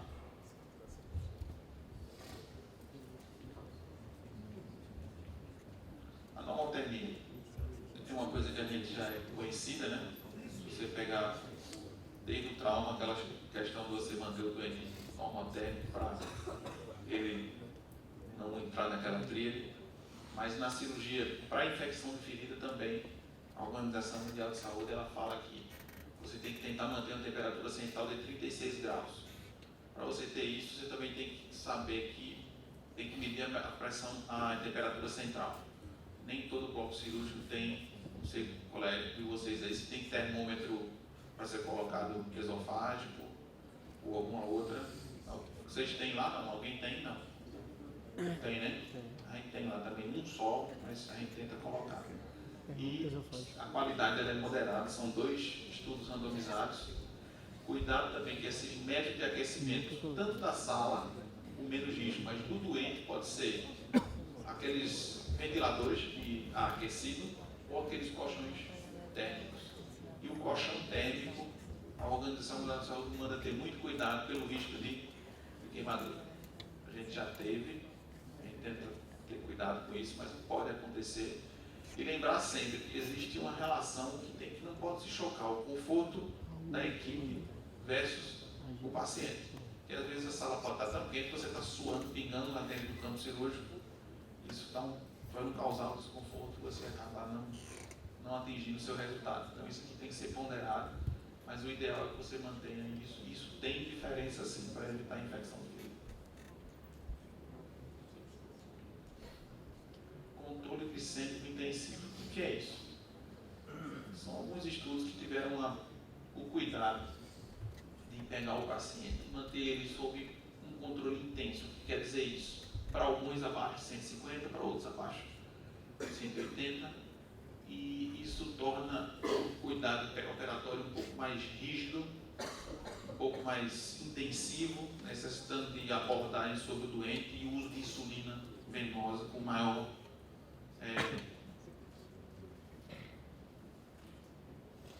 necessidade. Você vai precisar fazer isso mais.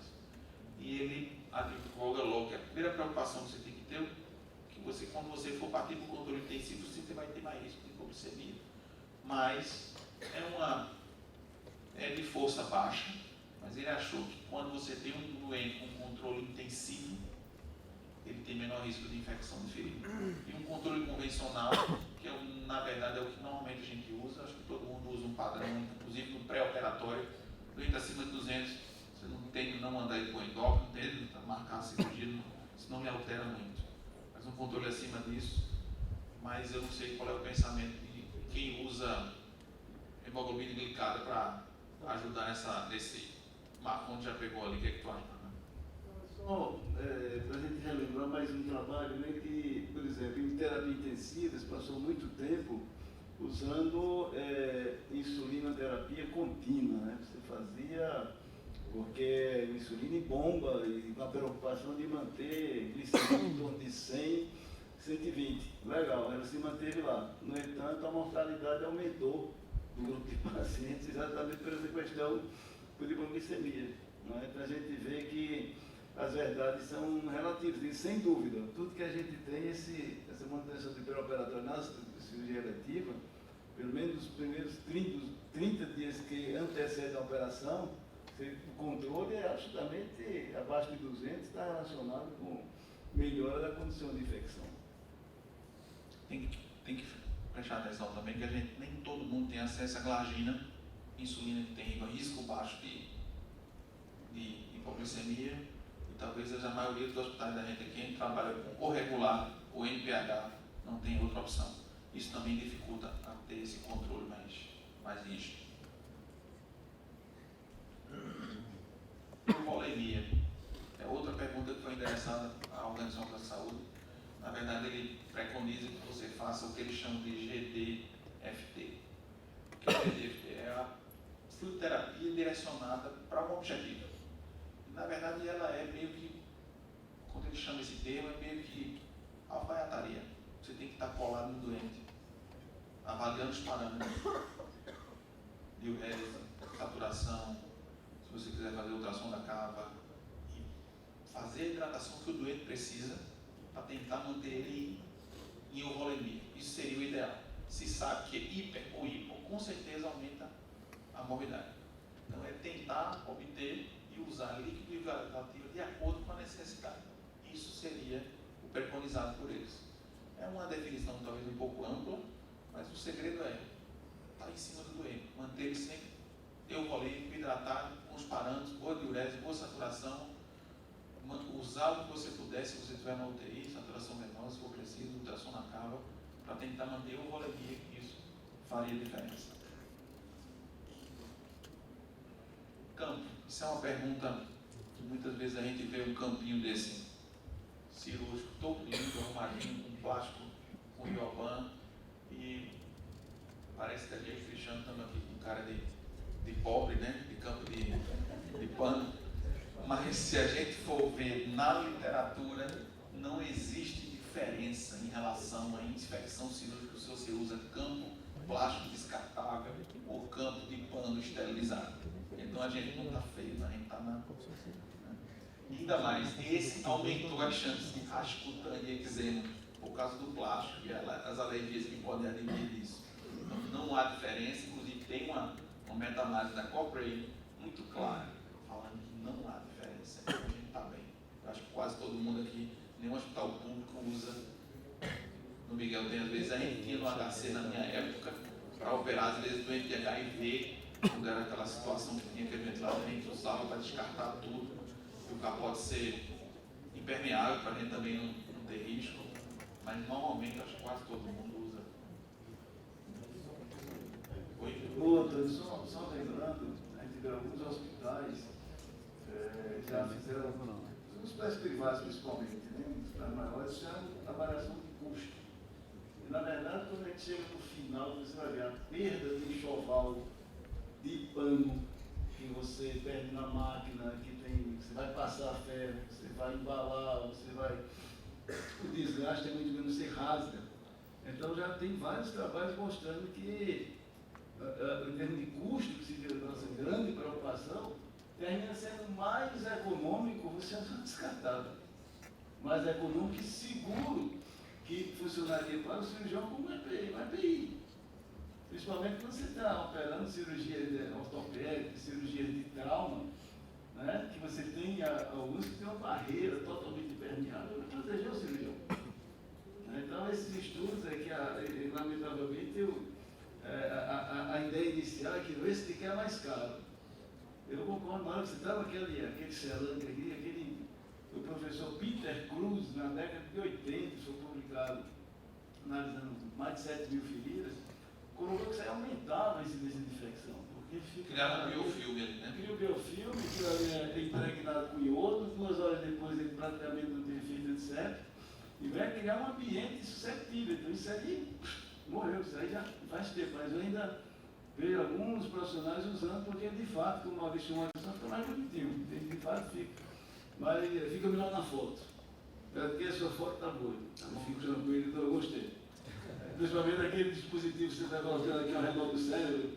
Aquilo ali, cérebro, para sustentar o cérebro. Então, eu acho que isso aí é que todo mundo, todo o Estado devia pensar nisso. Que é mais barato, o preço final é menor. Tenho certeza. A infecção do fígado não tem diferença. Mas protege o profissional de saúde. E é mais barato. Geraldo vai falar também aí. Só ia comentar que você vê geralmente os campos de pano em serviços públicos. Em serviços privados você não vê praticamente uso mais de pano. E até mesmo no exterior é praticamente tudo descartado. Cada realidade ela tem uma realidade diferente, sabe, Geraldinho e Marconi?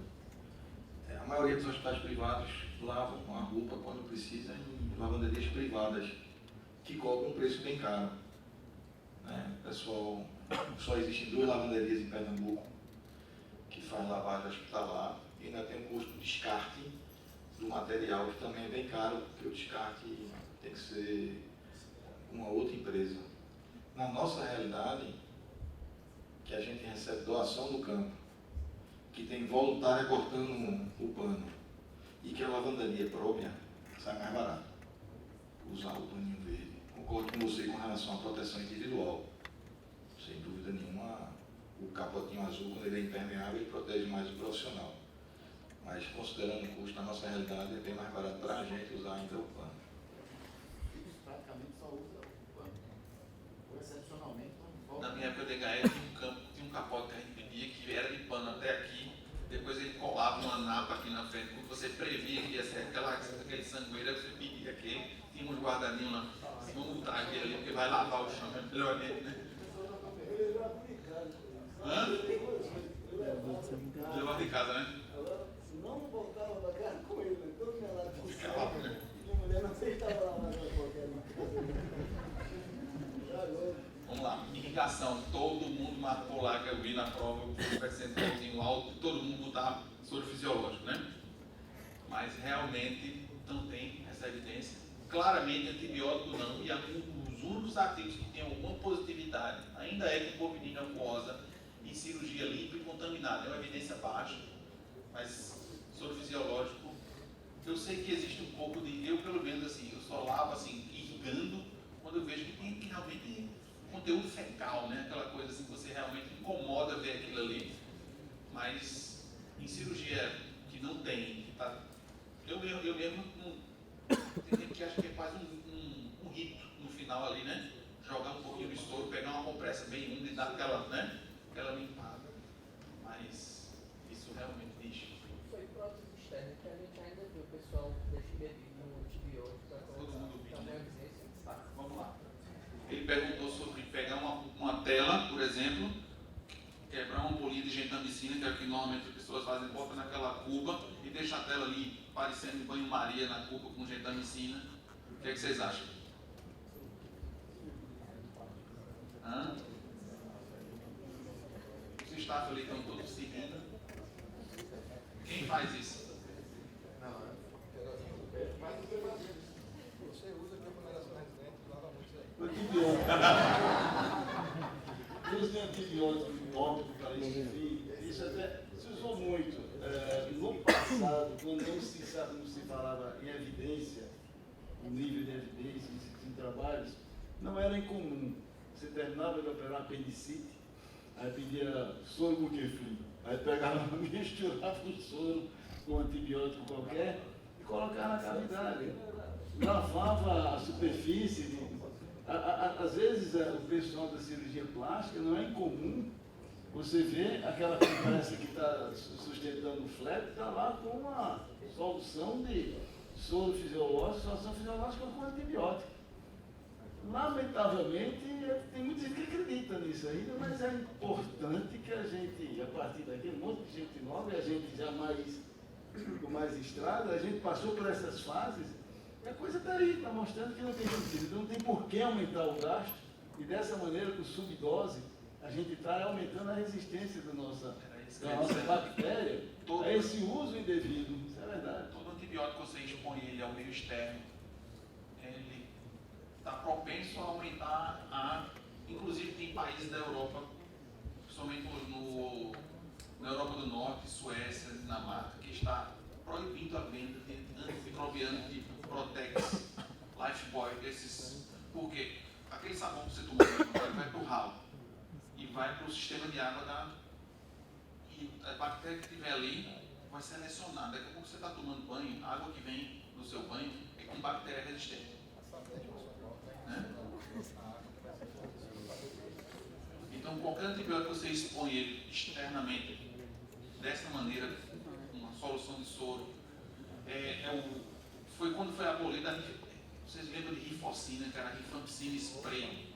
Aquilo foi um crime para a tuberculose, porque você começava a borrifar rifampicina. Eu ia falar sobre ela, mas ela continua. Continua, né? Se você fizer, vamos perguntar aqui, quem é que tem uma porra de rifocina spray em casa? Alguém tem?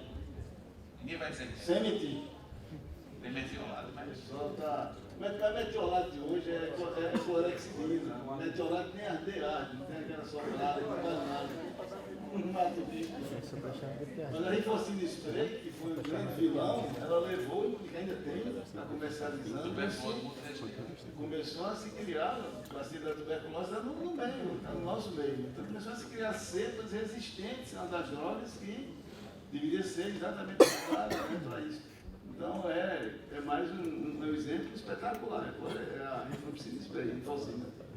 Vai botar a tela com soro com gentamicina, não tem nível de evidência não. E realmente pode ser que seja mais que só isso, seja danoso.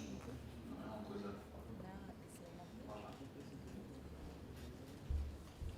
Luva não tem nada falando sobre a vantagem na infecção da ferida do uso de 2 luvas. É uma questão muito mais de segurança do cirurgião, porque é muito mais, eu sigo esse outro guideline então, da cirurgia segura, tem muito mais a ver com isso do que com infecção. Então, 2 luvas, trocar a luva para fechar, isso é um hábito, o pessoal da Coloprof gosta de fazer isso, né?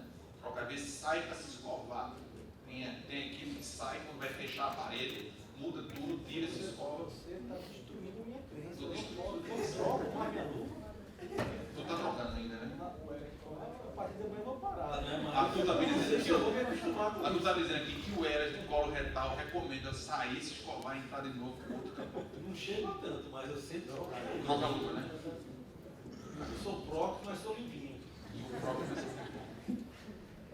Mas não tem, para infecção de sítio cirúrgico, não. É muito mais por segurança.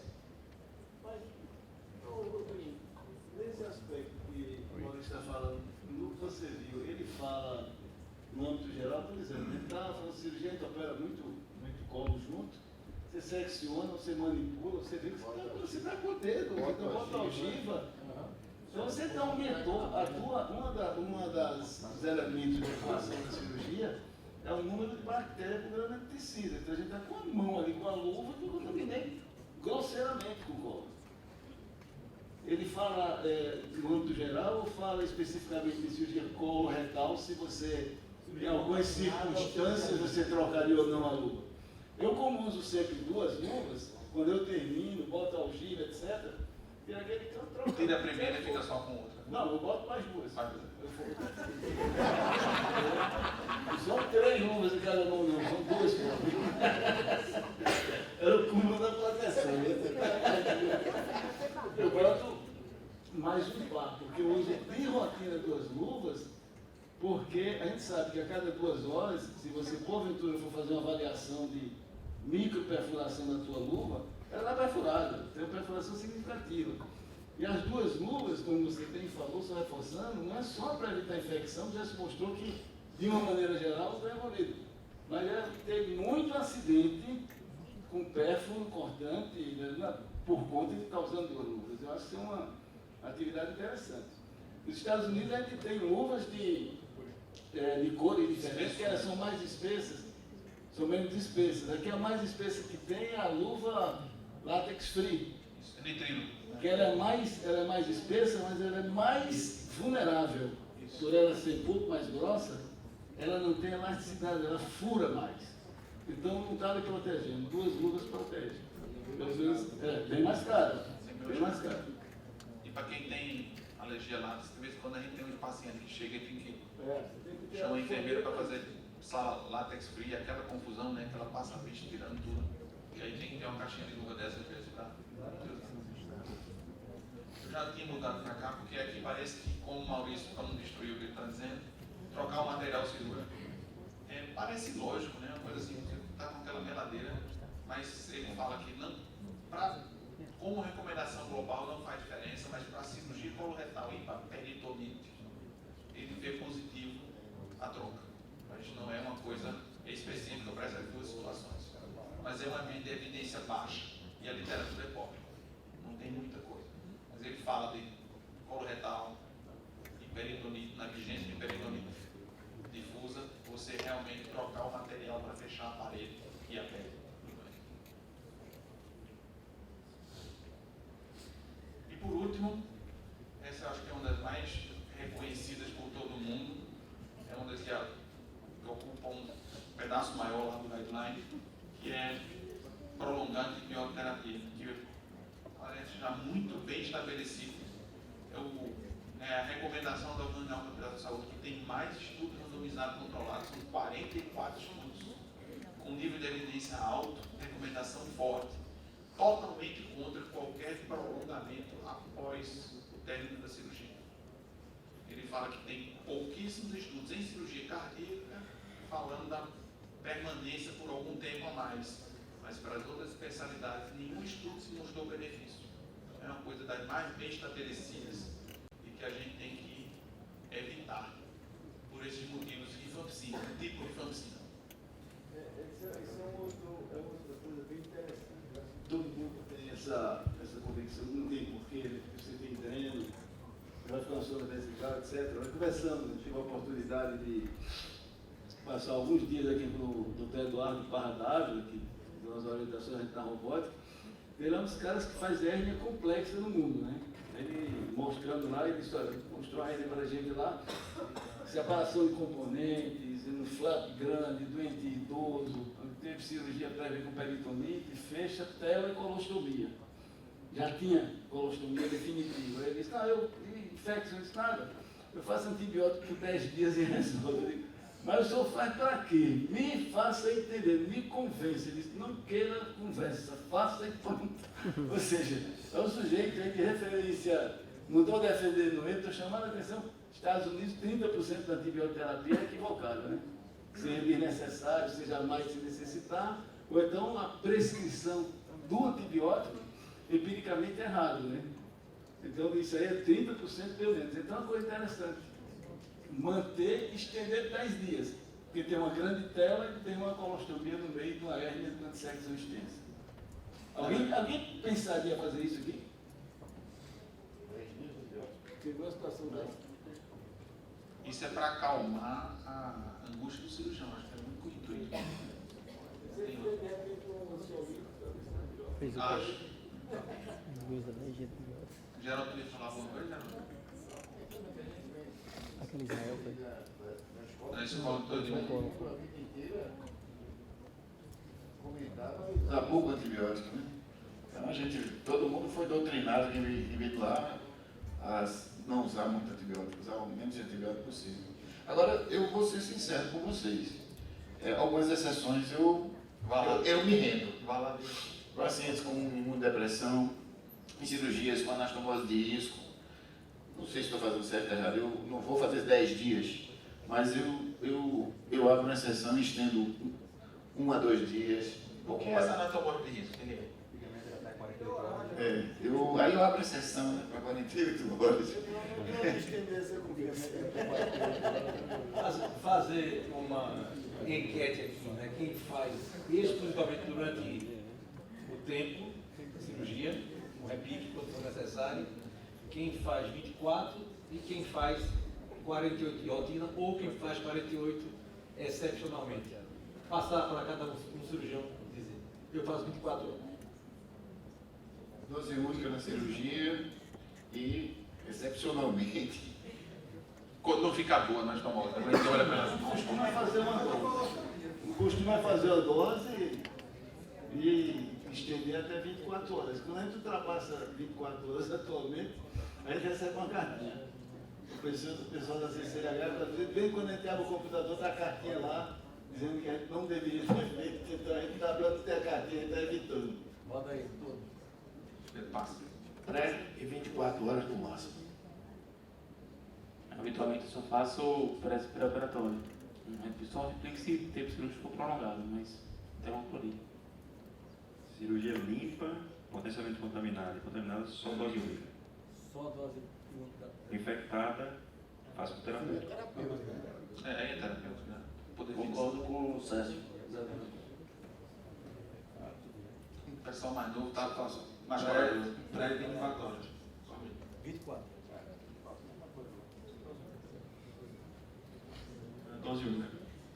Também faço dose única. O Cristiano faz dose única também, acho. Dose única, se for correlato, não faço mais. Se for hérnia, também não faço mais. Hérnia com tela já tem nível de evidência para não fazer hérnia com tela. Nós temos um trabalho dos seguidores, que a gente fez hérnia por tela, sem antibiótico e... Igual, né? Igual, a gente foi até uma monografia do residente, tem alguns anos a gente fez isso e não deu nada. Aí foi, não nada. A gente fez lá o nosso, mostrou que a gente não precisa fazer em hérnias clássicas, hérnia inguinal com tela, por via anterior, em vesículas sem uma série de aspectos, sem colecistite, sem nada, etc. Duas monografias mostraram isso, mas na realidade hoje você vai ver lá se o procurar está feito. Continua sendo feito, mas a gente provou que não precisava. Só fazer um comentário adicional, a gente tem alguma dificuldade em relação ao paciente politrauma, né? Então o paciente leva um tiro no interior, sangra, chega pra gente 4 horas depois, é operado, e aí sempre o residente fica no questionamento, doutor, demorou para chegar, chegou chocado, vai estender esse antibiótico, vai infectada, né? E aí a gente sempre diz, decide, ou vai ser profilático ou vai ser terapêutico. E aí às vezes a gente começa terapêutico mesmo, pela descrição do grau de contaminação, e ali 3, 4 dias, 5 dias depois a gente suspende. Mas por quê? Porque também foi terapêutico e o curso foi curto, né? Hoje a gente tem bastante evidência disso também. Então não é nada prolongado, né? Porque realmente foi uma antibioterapia, foi terapêutico, né? mas foi com um curso curto. Era contaminado, infectado, enfim. Eu queria estender o conceito e perguntar a vocês. Eu só quero deixar claro, né, que essas exceções que eu estou comentando, que a rotina é fazer dose única. Está se explicando demais. Dose única na indústria anestésica. Agora, eu só quero saber se todo mundo aqui pega o doente com esofagectomia. A duodeno com aquele pneumonia, um paciente imunodeprimido e faz dose única na indústria anestésica. Se todo mundo aqui no doente. Não, no seu caso você não faz nunca. Você nunca faz uma extensão de 24 horas. Tá. Eu queria estender o conceito para um apendicite, sem perfuração, um pouco de líquidozinho ali em volta, uma fibrinazinha, e só faz um antibiótico ali na hora, tirou o apendicite e agora ele não faz mais. Com colestite também, sem peritonite também. Tirou a doença, né? Essa situação só amplia o antibiótico para um maior poder. Certo? A dose única vai ser não vai ser uma função de cefabolina. E ele vai dar cobertura de 4 horas. Lá no outro na admissão vai ganhar logo o Tazocin. A colestite também. Um Avalox. Se tiver empiema. Não. Também não. Tirou a se achar que tem peritonite. Não, empiema. Aquele empiema que você está cheio. Ficou tranquilo. Não. Ou se achar que você for com peritonite localizada, aí você vai fazer pela peritonite. Nós fizemos lá no hospital, mais ou menos com a concordância de todos, porque a gente pega apendicite que você não operou. Isso aí é outro problema. Quando você opera é mais fácil. Teria o apêndice, aquele líquido era peritonite, mas não era. Era líquido inflamatório. É diferente daquele paciente operado na urgência e tem uma descrição que não necessariamente você vai conseguir perceber exatamente aqui. Então, lá no serviço a gente faz o seguinte, se está descrito que é apendicite inicial, a gente, sem antibiótico, dá alta e quando acaba chega lá. Chega no dia seguinte. Quando diz que foi uma apendicite complicada, a gente estabeleceu 5 dias de antibiótico. A gente pode estar fazendo mais, porque hoje, do ponto de vista do pessoal da infectologia, não existe período pré-determinado, 7 dias de antibiótico. Você pode ser terapêutico, como foi bem colocado, 3 dias terapêutico, 4 dias terapêutico, 5 dias, depende do paciente. Então, nós temos uma taxa, uma incidência de reinternamento desses pacientes muito baixa, com abscesso, com infecção. 5 dias que a gente está fazendo nesse grupo, do doente que a gente não viu, a gente não operou o doente. Se opera é mais fácil. Mas você falou, lembrar que antibiótico terapia não tem mais 7 dias, salvo abscesso peripancreático, ou abscesso pancreático, salvo abscesso hepático, continua 4, 6 semanas. Isso aí não mudou, mas os demais houve uma verdadeira reviravolta, a gente tem que lembrar disso. Pessoal, alguém tem mais alguma dúvida? Alguma pergunta? Aproveite, tem muita gente junto aqui agora. Oi? Deu show?